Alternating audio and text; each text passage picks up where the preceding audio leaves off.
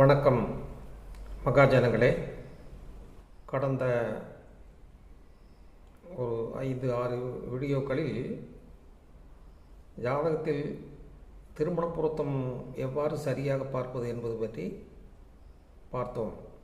இதில் அந்த திருமண பொருத்தத்திற்கு எவ்வாறு பார்க்க வேண்டும் என்று சொல்லும் பொழுது அதில் ஓரளவுக்கு ஜாதகங்களையும் நன்றாக பார்க்க தெரிந்திருக்க வேண்டும். எது சரியான முறையில் பார்த்தால் ஜாதகம் சரி வரும் என்றால் நட்பு, பகை, இது போன்ற இடங்கள், ஆட்சி, உச்சம், பார்வை, இப்படி கிரகங்களுக்கு பல நிலைகள் இருக்கின்றன. இன்று ஜோதிடத்தில் பார்த்தால் ஆட்சி, உச்சம், மறைவு வீடு, திரிகோணங்கள், இதைத்தான் சொல்கிறாங்க. வேறு மற்றதுகளுக்கெல்லாம் பெரிய வழக்கு கொடுக்கறதில்ல. ஆனால் ஜோதிடத்தில் நட்சத்திரங்களை ஒரு கிரகங்களுக்கு பலமில்லை என்று கிருஷ்ணமூர்த்தி பத்ததை சொல்லுகிறார். ரிஃப்ளெக்டர் கிரகங்கள் நட்சத்திரங்களை ரிஃப்ளெக்ட் பண்ணி, அதாவது பிரதிபலிக்கின்றன. அவர்களுடைய பலன்களை எடுத்து நமக்கு கொடுப்பது தான் கிரகங்களுடைய வேலையுடைய சில குணங்கள் இருக்கின்றன அவற்றிற்கென்று. ஆனால் இருந்தாலும் பெரும்பாலும் அது நட்சத்திரங்களை பொறுத்துதான் ஜாதகத்தினுடைய முழு இதுகளையும் நாம் கண்டுபிடிக்க முடியும். சரி, இந்த ஓரளவுக்கு ஜாதகங்களை சரியான முறையில் எப்படி பார்ப்பது, ஜாதகத்தை எவ்வாறு நாம் தெரிந்து கொள்வது, அதனுடைய அடிப்படை என்ன என்பதை பற்றியெல்லாம் அந்த ஜாதகனுடைய முழு விவரங்களை தெரிந்தால் ஓரளவுக்கு நன்றாக இருக்கும். எனவே அதை எவ்வாறு பார்க்கலாம், எவ்வாறு கடைப்பிடிக்கலாம் என்பதை பற்றி ஜோதிடத்தின் அடிப்படையிலிருந்து எல்லாவற்றையும் அந்த ஜாதகத்தில் என்னென்ன நாம் கணக்கிட்டு கண்டுபிடிக்க வேண்டுமோ அனைத்தையும், ஜாதகம், கோச்சாரம், இவற்றை எல்லாமும் கலந்து ஒரு ஜாதகத்தை எவ்வாறு சரியாக பார்ப்பது என்பது பற்றி நாம் இனி பார்க்க போகிறோம். இப்பொழுது நாம் பார்க்க போவது ஜோதிடத்தை பற்றி ஓரளவுக்கு தெரிந்து கொள்ளலாம் என்று இருப்போருக்கும் சரி, அல்லது நாம் ஜோதிடமே பார்க்கலாம் என்போருக்கும் சரி. இப்போது நான் கற்றவைகள், நானாக ஊகித்து கண்டுபிடித்தவைகள் எல்லாவற்றையும் ஜனங்களுக்கு தெரிவிக்க வேண்டும் என்ற ஒரு ஆவலுடன் ஜாதகம் பார்ப்பது எவ்வாறு என்பதை பற்றி சில வீடியோக்களில் போட்டு அதை சொல்லி நான் தெரிவிக்க விரும்புகிறேன். எனவே நான் இப்பொழுது இந்த ஜாதகத்தை பற்றியான வீடியோக்கள் வெளியிடுவதை நீங்கள் தொடர்ந்து கவனித்து வந்தால் நீங்கள் ஜாதகம் பார்க்க வேண்டும் என்பது இல்லை. ஆனால் ஜாதகர்கள் சரியாக பார்ப்பது எப்படி என்று தெரிந்தால்தான் ஜோதிடர் சொல்வது சரியா என்பது உங்களுக்கு தெரியும். இனி வரும் வீடியோக்களில் ஜாதகம் பார்ப்பது எப்படி, சரியான முறையில் ஜாதகங்களை கணிப்பது எப்படி, பார்ப்பது எப்படி என்பது பற்றி சற்று விரிவாகவே, இது ஓரிரு வீடியோக்களில் முடிக்கக்கூடியது அல்ல. கிட்டத்தட்ட ஒரு 15-20 வீடியோக்கள் கூட வரலாம். ஒரு 10 நிமிடத்தில் 15-20 வீடியோக்களுக்கு மேலும் கூட வரலாம். எனவே நீங்கள் அதை தொடர்ந்து கவனித்தால் நாம் ஜோதிடத்தை நம்பி ஏமாறாமல் இருக்க வேண்டும் என்பதற்காக இந்த வீடியோக்களை நான் வெளியிடுகிறேன். நீங்கள் தொடர்ந்து கவனித்து வாருங்கள், சரியாக இருப்பதை கவனித்து வாருங்கள். முதலில் அந்த அடிப்படை என்பது என்னவென்றால், சூரிய குடும்பம், அந்த சூரியனை சுற்றி 6 கிரகங்கள், சூரியன், அதை சுற்றி சந்திரன், செவ்வாய், புதன், குரு, சுக்கிரன், சனி, இவைகள்.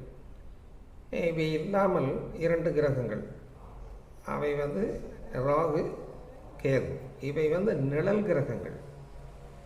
நிழல் கிரகம் என்றால் பூமி, சந்திரன், சூரியன் இந்த மூன்றும் நேர்கோடுகளில் வரும் பொழுது அந்த மறைக்கப்படும் ஒன்றை, அதாவது பூமியினுடைய நிழல் சந்திரன் மேலும், சந்திரனுடைய நிழல் சூரியன் மேலும் படக்கூடிய ஒரு அமைப்பைத்தான் ராகுகேது என்கிறோம். அந்த சமயங்களில் இரட்டிப்பு பகுதியாகி விடுவதால் அதை நாம் அது விஷத்தன்மைக்கு உள்ள கிரகம் என்று நாம் சேர்த்து அதையும் 2 கிரகங்களாக சொல்லியிருக்கிறார்கள். எனவே மொத்தம் கிரகங்கள் என்பது பார்த்தால் சூரிய குடும்பம், அதில் 7, ராகுகேது 9. இது இல்லாமல் உபகிரகங்கள் நிறையா கொடுத்துருக்கிறார்கள். அந்த உபகிரகங்களுடைய பலன்கள் எந்த அளவுக்கு நமக்கு வரும் என்பது அது பெரிய சாத்தியமில்லை. இருந்தாலும் மேல் நாடுகளில் எல்லாம் அதை சற்று ஆராய்ச்சிக்கு வைத்துள்ளார்கள். ஆனால் இந்த 9 பற்றி நமக்கு நன்றாக தெரிந்து கொண்டாலே போதுமான வரை நமக்கு எல்லா விஷயங்களையும், எல்லா ஜாதகத்தை பற்றிய நிலைகளையும் நாம் தெரிந்து கொள்ளலாம். இந்த ஜோதிடம் என்பது மாயமோ மந்திரமோ அல்லது கடவுளினுடைய அருளோ என்பதெல்லாம் கிடையாது. இது முழுக்க முழுக்க விஞ்ஞானம். பிரபஞ்சத்தில் இந்த கிரகங்கள் தோன்றி அவை சூரியனை சுற்றியும், சூரியனுடைய இருப்பால் சூரியனை சுற்றியும், தன்னைத்தானே சுற்றியும் இவ்வாறு சுற்று பொழுது அதனுடைய அதிர்வுகளால் உற்பத்திகள், மனித உயிரினங்கள் உற்பத்தியாகி அவை எந்த அளவுக்கு அதில் கலந்திருக்கிறதோ அந்த விகிதாச்சார பிரகாரம் அவன் நல்லவைகளாகவும் தீவைகளாகவும் அதனுடைய ஆயுள்கள் போன்றவைகளெல்லாம் அந்த 9 கிரகங்கள் தான் தீர்மானிக்கின்றன. இந்த 9 கிரகங்கள் செயல்பாட்டுடன் 27 நட்சத்திரங்கள் கொடுத்து உள்ளார்கள். இந்த 9 கிரகங்களுக்கும் 3 நட்சத்திரங்களை கொடுத்து மொத்தம் 27 நட்சத்திரங்கள் கொடுத்து உள்ளார்கள். கிரகங்களில் பார்த்தால் சூரியன், சந்திரன், செவ்வாய், புதன், குரு, சுக்கிரன், சனி, ராகுகேது இவை. அதேபோல் அடுத்தது நட்சத்திரங்களில் பார்த்தால் அஸ்வினி, பரணி, கிருத்திகை, ரோகிணி, மிருகசீசம், திருவாதிரை, புனர்பூசம், பூசம், ஆயில்யம், மகம், பூரம், உத்திரம், அஸ்தம், சித்திரை, சுவாதி, விசாகம், அனுசம், கேட்டை, மூலம், பூராடம், உத்திராடம், திருவோணம், அவிட்டம், சதயம், பூரட்டாதி, உத்திரட்டாதி, ரேவதி இப்படி 27 நட்சத்திரங்கள் அதாவது அந்த ஆகாயத்தில் ஒரு வட்டத்தை எடுத்துக்கொண்டு அந்த சூரியனை சுற்றி ஒரு வட்டப்பாதையில் கிரகங்கள் தன்னைத்தானே சுற்றியும் சூரியனை சுற்றியும் வருகின்றன.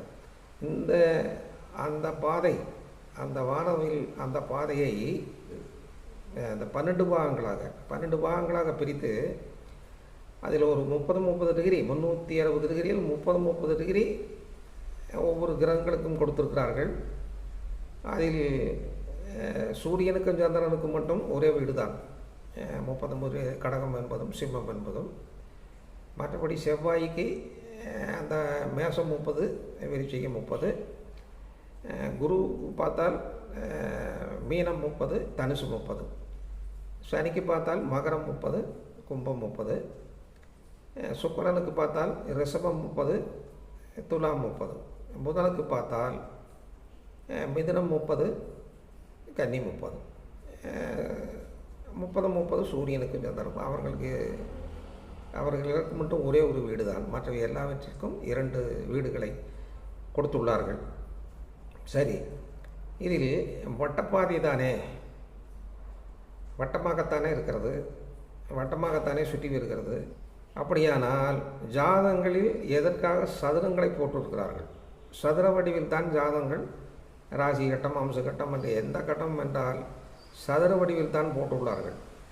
முதலில் அது ஏன் என்பது நிறைய பேர்த்துக்கு தெரியாமல் இருக்கிறாங்க. அது வட்டம் தானே, அப்படியானால் எதற்காக சதுரம் போட்டு அந்த சதுரத்தில் ஒரு கட்டத்திற்கு அடுத்த கட்டத்திலிருந்து மேசம் வரிசையாக மேசம், ரிஷபம், மிதுனம், கடகம், சிம்மம், கன்னி, துலாம், விருச்சிகம், தனுசு, மகரம், கும்பம், மீனம் என்று பிரித்துள்ளார்கள் அல்லவா? அப்படியானால் ஏன் வட்டமாக இல்லாமல் இந்த சதுரமாக போட்டு பிரித்திருக்கிறார்கள் என்றால், வட்டமாக போட்டு அதில் இந்த வீடுகளை குறிப்பிட்டால் உடனே அந்த எந்தெந்த வீடு என்று கண்டுபிடிப்பது சற்று கடினம். எண்ணித்தான் சொல்ல வேண்டும். 1 2 3 4 என்று எண்ணிக்கொண்டு வர வேண்டும். இல்லாவிட்டால் அது மாறிவிடும். ஒரு லக்கணத்திலிருந்து